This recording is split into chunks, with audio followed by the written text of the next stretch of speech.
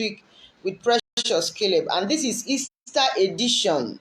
It's a special edition because it is coming on the day all of us all over the world are celebrating the resurrection of the Lord and Savior of the whole world, Jesus Christ, the Son of God. Hallelujah. Some people may not like Jesus, some people may not believe in him, but it doesn't stop the reality and the authenticity of what he came to do. Yes, it just doesn't. So we just have to find a way of acknowledging that Jesus did it and that he is no longer in the grave. The empty grave is there to prove that Jesus rose from the grave. All right, so many activities preceded the Easter celebration. So many activities came before the story of Jesus rising from the dead. And the activities that include the crucifixion, the burial, all the stuff. We read about the torture, the way people spat on him, they flogged him, some pulled his clothes, some tore his clothes. He was given vinegar in a sponge. So many horrible things, some people close to him abandoned him, some even said that they denied knowing him or being part of his ministry or whatever he was into. Yes, so many activities, painful, horrible, offensive, heartbreaking activities preceded the resurrection morning. But our topic today is the betrayer hardly forgotten. My point here is this, that there is one thing that occurred, something took place, something unavoidably happened that made room for every other thing to manifest. The beatings, the accusations, the floggings, the dragging on the ground, the spitting on the face, the allegations, and so many things. There was one particular thing that paved way for all other things to come against Jesus. That thing is what we call betrayal. If he was not betrayed, maybe there wouldn't have been anything like crucifixion. Maybe there won't have been anything like burial, death and burial. And there wouldn't have been anything like resurrection, not to talk of, all of us celebrating all the time. Yes, something gave way for that. Something paved way for that. And that thing is what? Betrayal. Now, what is betrayal? Betrayal is loss of confidence. Okay, maybe violation of trust. Violation of trust or confidence you have on somebody or somebody have on you. If there is violation of that trust, if there is violation of that confidence, definitely that is what we call betrayal, and that is what has taken place. Looking at the story of Jesus, he was betrayed. He was betrayed by somebody he trusted. He was given over to his enemies, so to say, by somebody he brought close to himself. The description we have about this man that betrayed Jesus, by name Judas Iscariot, is that he was among the closest set of 12 to Jesus. And he was even the one managing the finance of Jesus' transactions, of Jesus' dealings, of Jesus' ministries, of Jesus' interactions with people. So he was the one knowing as it were, the amount in Jesus' account. He was the one that knew the amount to be spent on Jesus' trip for crusades. He was the one that knew the amount that should be used for Jesus' food and the type of food Jesus will eat. He was so close to Jesus. In fact, I believe that he was so close that it was a lot easier for people to trust him to the point of handing the financial activities to him. Yes. And there was a time he needed to use keys to differentiate Jesus from others, because the people around Jesus were looking so much like him, including himself. So himself was also looking like Jesus.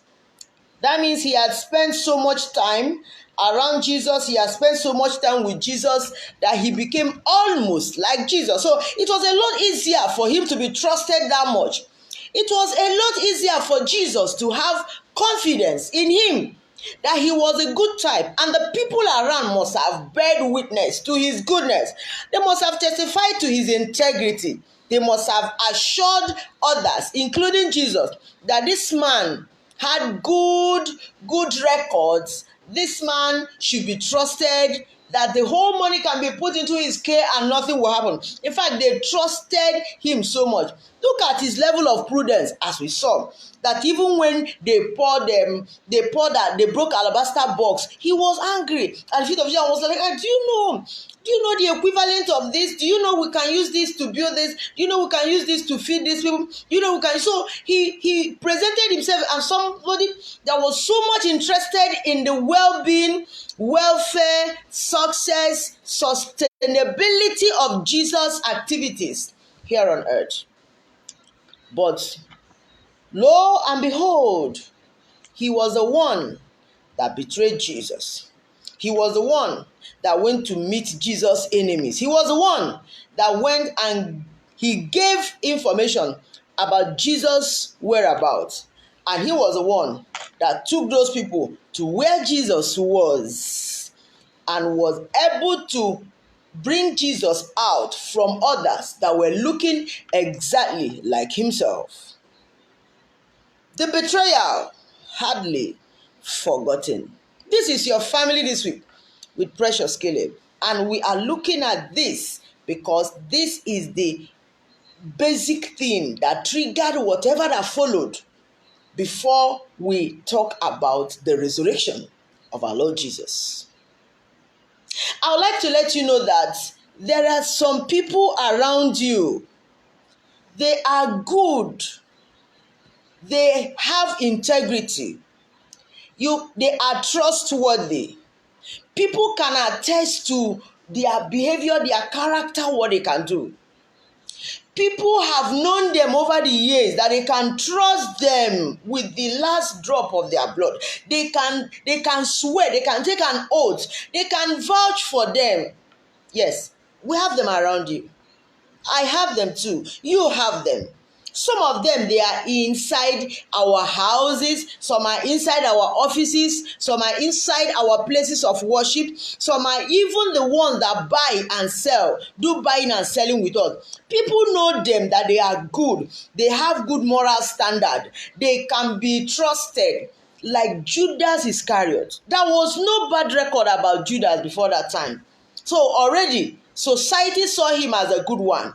It was only Jesus that knew that somebody like Judas was going to be part of the fulfillment of prophecies that came ahead of time in order for him to fulfill his mandate. This is your family this week with Precious Caleb, and we are looking at the betrayal hardly forgotten. There is no way we'll talk about resurrection of Jesus and not make mention of that particular thing that happened. That is betrayal. There is no way we'll talk about the death, the burial, and resurrection of Jesus, and this particular thing will not be mentioned. That thing is what? Betrayal. We bring it to our relationships. We bring it to our marriages. We bring it to our homes. And I would like you to know this week that there are people around you that will betray you. No matter how good you are to them, no matter how nice you are to them, no matter how transparent, trustworthy, submissive, supportive, honest, no matter how you are to them, they will still betray you. Jesus was good to Judas Iscariot. He was transparent to him because he helped him to know his movement and things like that. Jesus was having enough confidence in his ability to defend him, not to allow him to be stranded in ministry. So he knew that Judas was good material. And there was a time Jesus said, child, if not for this one person. And I think that it could have been possible for another person. It could have been possible for another person to carry out that assignment of betrayal. It could have been any other person. But it happened to be that this person that Jesus trusted was the one that handed him over to those that dealt with him.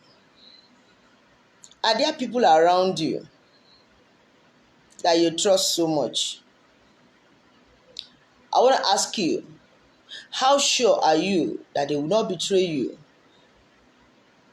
How convinced are you that your closest friend, that your wife, that your husband will remain true to you all the days of his or her life? How true are you that person that is always saying that he will kill himself for you, she will die for you, that she loves you more than the father, and that he likes you more than the grandfather? How are you sure that the face he or she is giving you now is the face the person will still give you years to come? This is your family this week with Precious Caleb, and we're looking at betrayal hardly forgotten. Jesus knew because he knew everything in the heart of man. But I'm sure that you looking at me right now, you don't know everything in the heart of the people around you, including the person you are kissing right now, the person you are holding right now, the person you're carrying, the person that is listening to me right now with you. You can't tell what is in that person's mind. Am I telling you to start hating the person? No. But I would like you to be on your toes and tell yourself that there is possibility of betrayal. And betrayal most times comes from the person you so much trust and believe. If it's an outsider, it's not an issue. It won't be a case. David said, my problem is not that people are dealing with me, but when I realize that it's my own brothers, it's my own person that I gave the purse of the fellowship, that is my own person that I taught my signature, so that anytime I'm not around, the person can go and withdraw money. It's my own person that I gave the pin to my card. It's my own person that I've said no to everybody and followed. Is that my own person? That is why the pain is much. The betrayal hardly forgotten. The betrayal carried out on Jesus, it didn't just end like that. People cannot talk about Jesus' death, Jesus' burial, Jesus' resurrection, and not mention Judas Iscariot. And you ask me, can they forgive? Yes, we have forgiven Judas Iscariot, but we cannot forget that he betrayed Jesus. There are people around you you have betrayed. Those you have betrayed in your relationship with them. Those you have betrayed in your marriages. Those you betrayed in your homes, in your places of work. Don't expect them to forget the pains you caused them. They can forgive you, but they may not forget. I don't know if what I'm saying is entering us. Jesus had forgiven. We have forgiven. But we cannot talk about Jesus' death and not mention Judas Iscariot. betrayers hardly forgotten. Now I'll tell you this, that betrayers can be parental betrayal. Betrayal can be from an intimate partner. Betrayal can be institutional one. Betrayal can also come from interpersonal relationship. So you can be betrayed by your parents, by the people in your family, by people that are close to you. Maybe your husband, maybe your wife, maybe your own parents, maybe your own children. Your siblings can betray you. We have stories of such all the time. We read stories, we hear stories, and we know that it's becoming difficult for one to trust the closest person to himself or herself, because the rate at which betrayal is taking place is skyrocketing. And one will say, I was so careful. Jesus was careful too, but he was betrayed by somebody very close to him. Anybody around you can betray you. Maybe related by blood, or maybe somebody that you are so close to. You were proposed to, and you told her that this guy had proposed to me. Oh, wow! She has been your prayer partner. She has been praying with you, encouraging you. And now God has answered that prayer. And you opened up to her and said, wow, thank God, though, that our prayer.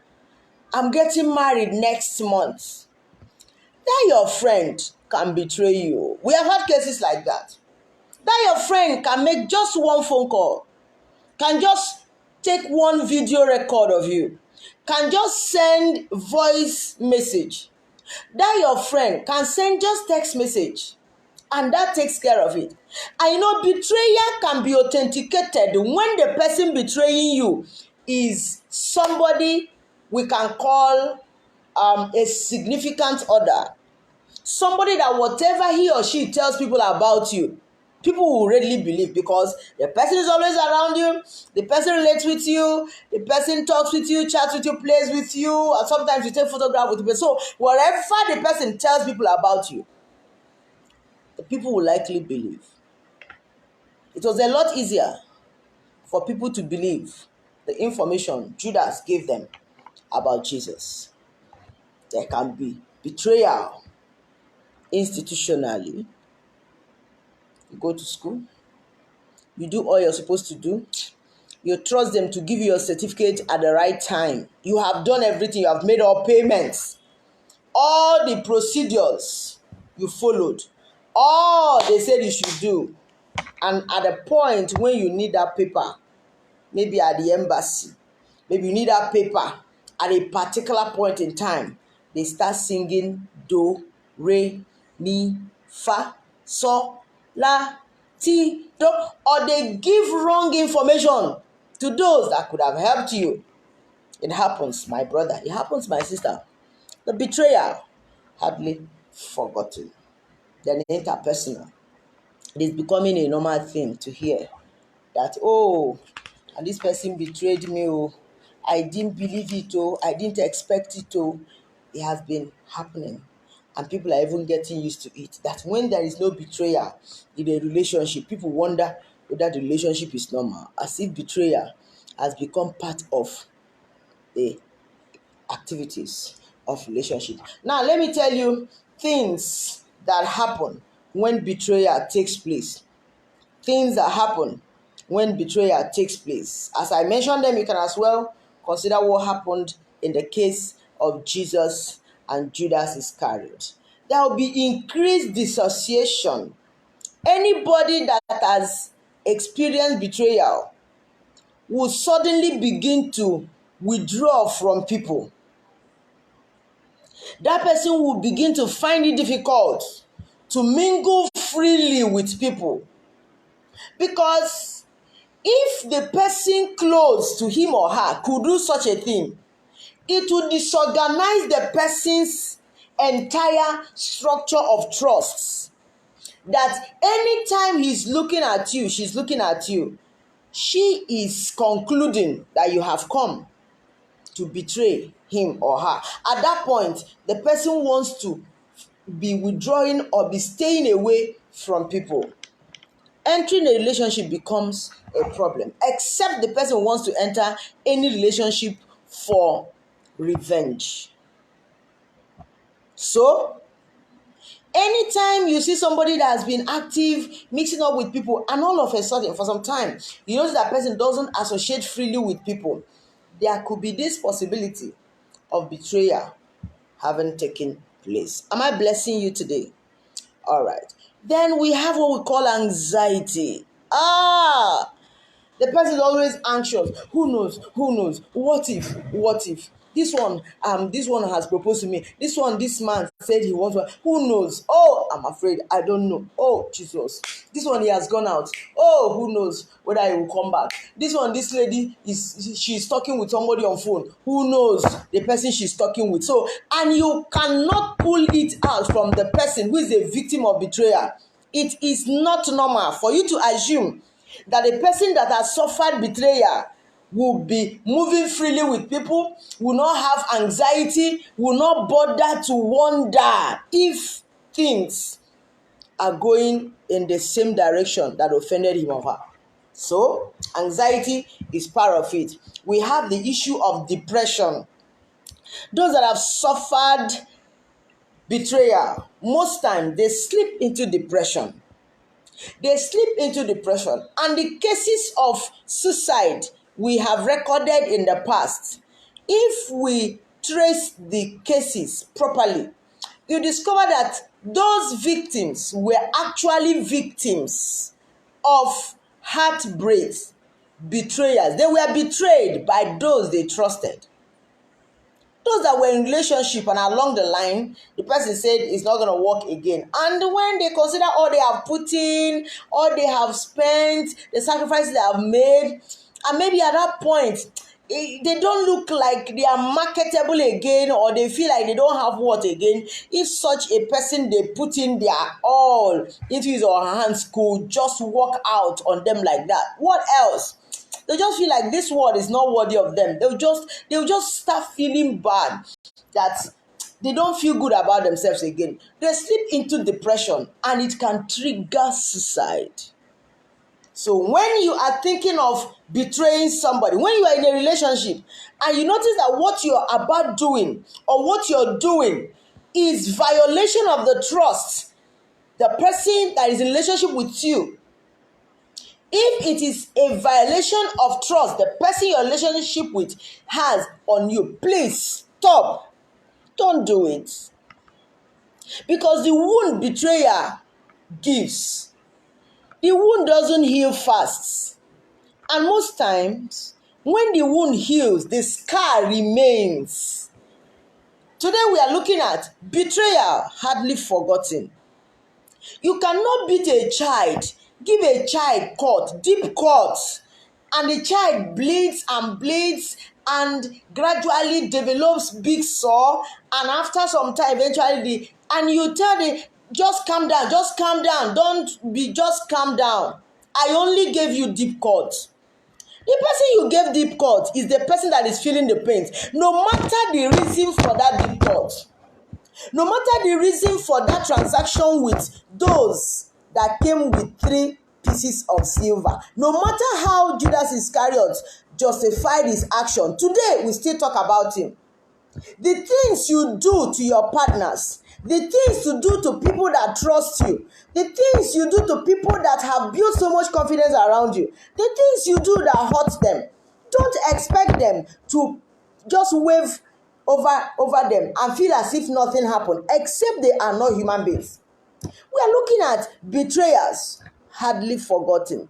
They are those wounds of the heart given to people by those they trusted so much, those they have built their worlds around, those that they have built so much confidence in, those that they have told all about themselves, that have given all, they have shown all, they have sacrificed all, they have gone through all for them, and all of a sudden those people will just come up with one kind attitude, betrayal, whether it's verbally, behaviorally, or any area of betrayal. It brings anxiety, it brings depression, it makes people to get dissociated, and it can bring death. It can bring death. When we hear that this person committed suicide, oh, and this person killed this person, oh, sometimes you need to go and find out what exactly went wrong. And there is what we call mental health. Oh. Betrayal can trigger deadly mental health condition. So anytime you think of doing something that is going to hurt the person that is in relationship with you, ask yourself, what exactly am I going to gain? It cannot pass 3 pieces of silver. It cannot pass 3. But remember the story of Judas Iscariot. He was not there to enjoy the money. Rather, the money was used to buy a bloody property in his name. That means in betrayal, you just enjoy the euphoria of that betrayal just for a moment. But the pains, the torture, the emotional torment, and the things that come after the betrayal, they don't go like that. Most times, they don't forgive. Even if the victim forgives, the particular acts may not forgive the actor. The 4th thing is loss of emotions. The 4th thing that happens to a victim of betrayal is loss of emotions. There are some people that because of betrayal, they don't get into any relationship again. They don't want to love or be loved anymore. Everybody around them is a suspect. They cannot truly love again. Even if they get married because the society demands that they get married, or the pressure around them is forcing them to get married, they are just getting married to satisfy societal hunger. Not because they have emotions. They can only fake the emotions from time to time, but their emotions have been dealt with. So, they have lost it. They have lost it. You betray your wife. You betray your husband. You betray your fiancé. You betray your fiancée. I'd like you to know that one of the things that will happen to that person you betrayed, apart from dissociating himself or herself from others, not moving freely with others, apart from anxiety, apart from depression and possible suicide attempts, apart from these ones, there is what we call loss of emotions. The person won't feel like getting involved, having emotional exchange with anybody again, no matter how safe the person looks. So when you see anybody that has been betrayed, don't treat the person the way you treat others. Just know that this person is going through pain. This person is going through a level of torture. There are some people that when they are betrayed like that, they don't even want to talk to people about it, because the person or the people that betray them are the people that even the society has built confidence in, like Judas Iscariot, the person that even people around can vouch for that. So the person may not even have courage to tell people. Jesus may not even have courage to tell people, do you know Judas Iscariot? Jesus will not even have courage to call the mother and say, Mommy Mary, do you know there is this Judas that I gave my money, I trusted? Do you know? Is that same Judas that betrayed me? No. The mother will say, wait, oh. But 2 of you are close now. I see the way 2 of you used to hug in public. 2 of you used to wear the same color of suit. 2 of you used to wear the same color of shoes. 2 of you used to appear and sing together. How can you tell me that this same Judas betrayed you? Jesus will say, I said it. If I tell you, you will not believe. So let me keep it to myself, because if you can't believe me, I can't tell another person. And such a Jesus, in quote, might go about living in the torment of anxiety, depression, loss of emotion, dissociation from people, and other torments. It is your family this week with Precious Caleb, and this day we talk about the resurrection of the Lord Jesus. We are talking about the betrayer hardly forgotten. And we are saying that at the center of every activity is this word called betrayer, that somebody that Jesus trusted so much betrayed him. And if not that Jesus knew about that, he would have been so disappointed. And if he had told people that it was this bro J, Judas Iscariot, that was close to him, that he trusted so much, they would have believed him. They would have believed him. That is how the person that has betrayed you is the person that people will not even believe that he or she could do such a thing. And if you see anybody that has been betrayed, don't treat the person like you treat others. That person is just very close to 2 points. Point of dying or point of causing death. Did you hear me? Exactly. That is reality. All right, I give you the 5th thing that happens to anybody that has been betrayed, and that is physical pain. Physical pain, or physical torment. The person can be having bouts of headache. The person can be having physical health issues. Sometimes the person will suddenly, the heart will beat as if the person is palpitating. Yes, it happens. Or the person will suddenly start feeling dizzy. If you have a medical doctor around you, please confirm, in fact, verify if what I'm saying is true. Anybody that has suffered betrayal from somebody he or she trusted will likely have health issues. Physical issues might begin to come up. And there is fear of sudden death. When we hear that somebody suddenly slumped, some of them have been managing the pains and torments of betrayal. They didn't speak out. They didn't get enough medical attention. They were not attended to. Their mental health was not assisted, was not helped, was not evaluated, was not, in fact, was not reached out to. And they will be managing it like they wouldn't want people to know. They wouldn't want people to know. And before you know it, some of them, you see them, they're laughing with you. And while laughing with you, they have died. And I want to ask you, you that betrayed somebody, have you wondered? Have you tried to bother? Has it ever occurred to you that you have placed somebody on death line? Have you ever thought of it that there is a possibility of the person you betrayed to slump and die out of depression, out of health complications? Have you bothered to ask yourself that the number of people you see in psychiatric hospitals, if they just had small health issues, or that their cases can be traced to betrayal somewhere? Today we are looking at betrayal hardly forgotten. You can tell the person, I am sorry, and the person say, oh, I've forgiven you. But that the person has forgiven you does not mean that the person has forgotten. Because even when the person wants to forget, there are some things that show up from time to time and will bring the person back to memory of what happened. Yes. Imagine Jesus being alive now, and Judas, or maybe Peter, comes to give him a kiss, carrying some people behind him. Jesus must have forgiven Judas Iscariot.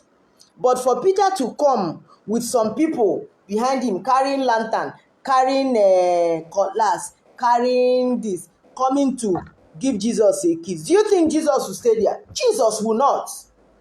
Jesus will say, bro, once beaten, twice shy. Affliction shall not come the second time. So when you see people that have been betrayed, trying to stay away from you, trying to stay away from people, trying to stay away from relationships, it is not because they are wicked. It is not because they don't know God. It is not because they are unforgiving. No. It is because they are dealing with the realities of life. The realities of life must have told them, must have taught them that betrayal is that hot pepper given to somebody by somebody he or she trusts. And most times, it's not easy to forget. I'll give you this. In case you have been betrayed, or you have somebody around you that has been betrayed, you can tell the person to please engage these steps and see how healing can come. Because betrayal truly gives people wound of the heart, not the physical wound, but a wound of the heart. And the physical wound is easier to treat because anybody can come, wash, clean, put with chlorophenical, can pour honey, original honey, can pour, treat this, and gradually be monitoring and be going. But the wound of the heart is not easy for people to readily come, access, and start helping. You can have physical wound on your leg as you're passing. You don't even know. Somebody will tell you, oh, this thing happened to me. Look at how and help you, and it will go. But the wound of the heart is hidden, and that one is more painful than wound outside. So if you have been wounded, if you have been betrayed, or you have somebody that is a victim of betrayal, let me tell you some things that will help out here. Number one, the person should begin to be mindful of himself or herself. Begin to talk to yourself and tell yourself, I'm important. It's not really my fault. You say what? Yes. No. I am not 100% responsible for that betrayal. I trusted Judas Iscariot because I was supposed to trust him. I was doing my own, and he had to do his own. So I'm mindful of myself. I am a normal person. Anything can happen to anybody. So I cannot take the whole blame and tell myself that, no. Tell the person to begin to reevaluate himself or herself and begin to see his or her words as it's supposed to be. Tell the person to stand in front of mirror and begin to admire beautiful things about himself or herself. Yes. Tell the person to go through his or her profile. Tell the person to go and dust his or her certificate and begin to see. Go to the books he or she has read in the past and begin to see where he put some things down concerning his or her future. Just let the person begin to have awareness of his or her words. It is a conscious thing to do. Yes, it is a conscious thing to do. That's number one. Number two, the person should begin to take care of his or her body. You see, this is my body. Here. Tell the person to begin to take care of himself, his body, or her body. Because you cannot allow depression caused by a betrayer to waste your life. So look at yourself and say, child, this cream is not good for me. Oh, I'm going to change cream. As you're saying it, you're meaning it. Take care of your body. Look at your body and say, I'm too skinny. Now I need to add up a little low. So that when I come out, when they say, hey, when they are counting people, they'll follow and count me. Yes. Or you look at yourself and say, you're growing out of proportion. Oh, wow, this is my body. I know what to do. And I'm going to get up and do it. I'm going to work on my tummy. I'm going to work on my arms. I'm going to work on my steps. I'm going to work on my wardrobe. I just have to work on my appearance. Tell the person to please take care of himself or herself. Am I blessing somebody today? Don't forget, this is your family this week with Precious Caleb. And we're looking at the Easter edition of our talk. And it says, the betrayal hardly forgotten. We are saying that you can forgive the betrayer, but it is normal for you to always remember what happened. Not that you're holding it against the person, but you have learned your lesson and you want to pull yourself back to where you should be. That is common sense. Then tell the person to please get physical friends. Did you hear me? Betrayal can pull somebody to a point where the person doesn't want to talk to anybody. They're afraid of everybody, suspecting everybody. And most times, when such people that are wounded in their hearts stay alone, so many bad thoughts will be coming to them. And one of the thoughts will be to commit suicide or to do something drastic. So tell the person that one of the ways to get healing from that wound of the heart is to just make friends. Not the friends that the person will just trust like that, but have somebody you interact with from time to time. Say, oh, hi, how are you? Come out from your flat and gist with your neighbor. Or wave at the person that is passing and say, oh, how today? Come, this your gown is fine, oh, chai. I like this your gown, oh, don't worry. When I have money, I'll buy that type of your gown. And that gown can look good on me, oh. You just make friends with people. You don't need to go to their houses. You don't need to hug them. You don't need to get information about them, but just mix up. Just mix up a little. Are you getting me? Sometimes you have little allowance. Call somebody. Call maybe one of your colleagues. Maybe your friend. Say, please come, just enter motor. Drive, go to a point. Tell them, please, do you have roasted chicken? They say yes. Do you have this? Say, sit down. Give me chilled water. Stay there. Say, Neme will just chop. How much are you today? How things dey? Nah, I've not been able to write that report too. Are you serious? I don't know how to write the report. You can teach me now. Just get yourself busy with physical human beings. Because if you don't deal with physical human beings, the unseen beings will control your thoughts and your actions. And before you know it, you notice that you have lost it, both mentally, even physically, emotionally, spiritually, everywhere. You have lost it all. So get yourself close to physical friends. I hope I'm blessing you today. The next thing is this: please pamper yourself. Some people don't know. When you collect your salary, let me tell you, for salary earners, please, after removing your tithes, listen to me, it's helping me. I learned it when I went for biennial conference. That should be at Uniben years ago. Yes, the person that taught us that was Reverend Eric Iyalo. He was the SCM national president also that time. He taught us financial management, and I've not forgotten it. I should be in my year one then. He said, immediately you collect your salary, remove tithes. The next one you remove is the one you go and save that nobody should know about. The third one is the one you use and pay yourself. Pay yourself.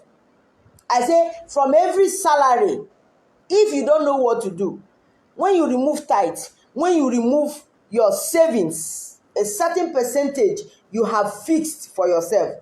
The next thing is get something for yourself. If it's not to buy shoes for yourself, it could be to buy clothes for yourself. Maybe anything you like. If it means to take yourself out, please do that. Because when you remove number one, God's money, number two, your savings, number three, the one you give yourself, you see number 4, number 5, number 6, 7, 8, 9, 10. Those ones don't belong to you. Those ones belong to projects. Those ones belong to other family members. Those ones belong to people that will come asking for help. Those ones will belong for your extended family members. Those ones will belong for church activities and so many demands. And before you know it, after a whole year, you cannot look at yourself and say, this is what this my job has been able to do for me. This is your family this week with Precious Caleb, and we are treating the betrayal hardly forgotten. At this point, we are looking at things to do if you have been betrayed and you're battling with anxiety, depression, dissociation from people, loss of emotions, okay, even physical issues.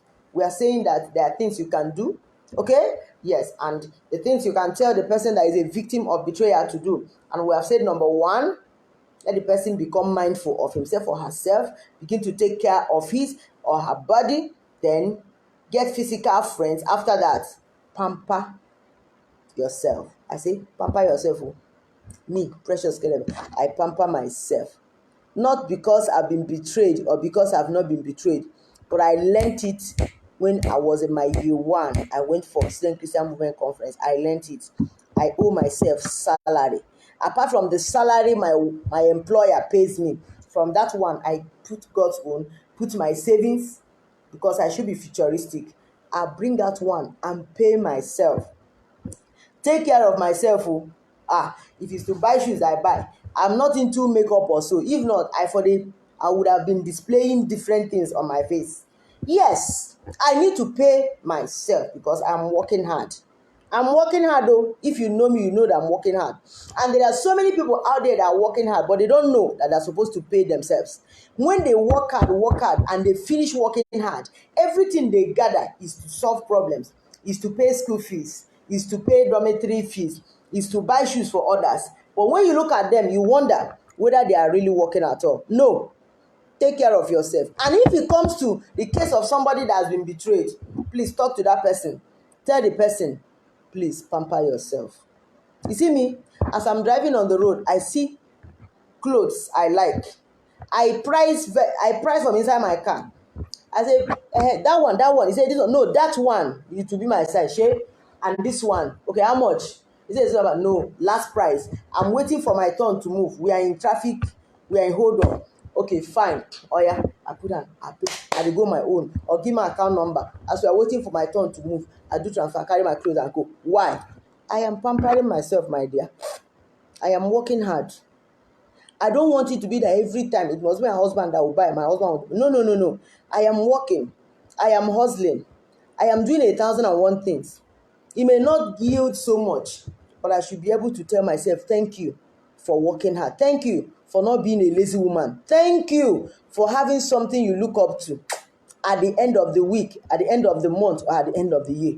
So it is normal. When it now comes to somebody that has been betrayed, tell the person to do much more than this one I told you I'm doing. The next one is, please try calling out for your friends. So start checking on other friends. So the next one is, please build healthy relationships.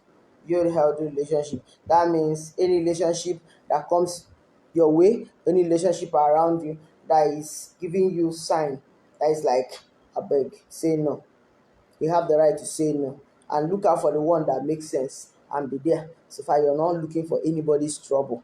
It is your life, and you have the right to live your life well. So far, you are not offending God. So don't forget, it is your family this week with Precious Caleb, and we just talked about the betrayer, hardly forgotten. That particular violation of trust and confidence you have in somebody very close to you, that particular violation is what we call betrayal. And we are saying that betrayal can be forgiven, but forgetting betrayal is as almost impossible as reality is reality. Therefore, if you have somebody around you have betrayed, please understand that you don't force the person to forget. The person can, as God enables the person to forgive you, but to forget is not as easy as sipping ice water. So we need to find out how to help them. And I've given us one or two things to do in order to help them to go through the healing process of what has happened to them. And for those that are listening to me now who have been betrayed, I've told you one or two things to do so that you gain your emotional sanity back. And I'm trusting God that the last betrayal you experience will be the very last one, that affliction shall not rise again, and that your relationship will become free of betrayers. Your marriage will become free of betrayers. Your home will become free of betrayers, and Jesus will be glorified in your life. Amen. God bless you. God bless you. It is celebration of the resurrection of our Lord Jesus. And we said that what brought about this celebration we have today is still what one man did, and that is called betrayal. And we are saying that no matter how we drag the story of Jesus, we can never forget that there was betrayal that took place. We may have forgiven the person that betrayed Jesus, but we have not forgotten that he betrayed Jesus. That is how people that have betrayed us, we may forgive them. but we may not forget that we are being betrayed, because we need to apply caution and not fall into the same ditch again. The Lord bless you. God bless you. I love you. Till next Sunday, 5 p.m. My name is Precious Caleb. I'm hosting you here.